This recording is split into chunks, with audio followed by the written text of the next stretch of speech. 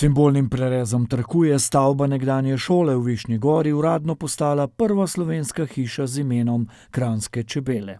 Predsednik vlade je po ogledu hiše Kranjske čebele dejal, da ga veseli, da se v njej povezujeta tradicija in prihodnost. Že slavni Einstein je rekel, da če pomrejo čebele, potem čez 4 leta ni več niti rastlin, niti živali, niti ljudi. Torej gre za dejavnost, ki v bistvu ohranja življenje.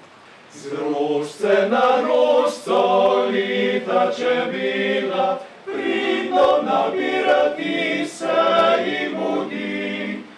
Marljivi in povezovalni kot čebele so bili tudi številni izvajalci, pa občinska strokovna ekipa in domačini, Višnjani, ki so gradnjo hiše od prvega dne podpirali, je izpostavil domači župan. Projekt je bil zahteven, njegovo dodano vrednost sta prepoznali tako Evropska unija kot država, ki sta poleg občine zanj namenili denar. V višini 2 milijona, 700 tisoč prispeva občina in 800 tisoč prispeva država k temu projektu. Skupaj računamo, da bo projekt stal okrog 3,5 milijona evrov.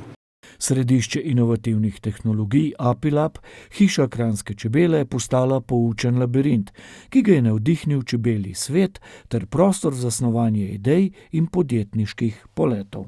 In tukaj bi lahko rekel, da je božja pot za našo kranjsko čebelo. Doslej je bil zaščitni znak Višnje Gore polž, od zdaj naprej je tudi kranjska sivka.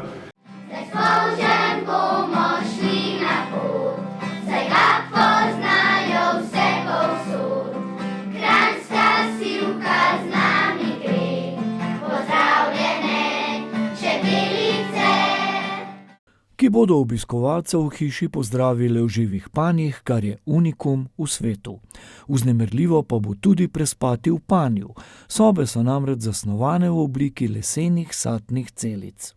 Mi želimo preko te hiše ljudem pokazati, kako pomembna je čebela, kaj vse čebela stori v okolju.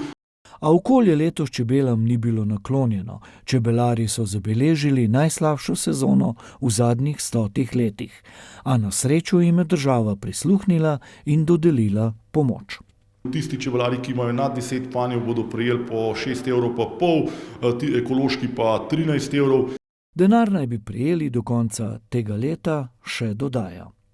Udeleženci odprtja niso skrivali zadovoljstva in ponosa. Verjamejo, da bo kranjska sivka ime Višnje Gore ponesla v širni svet.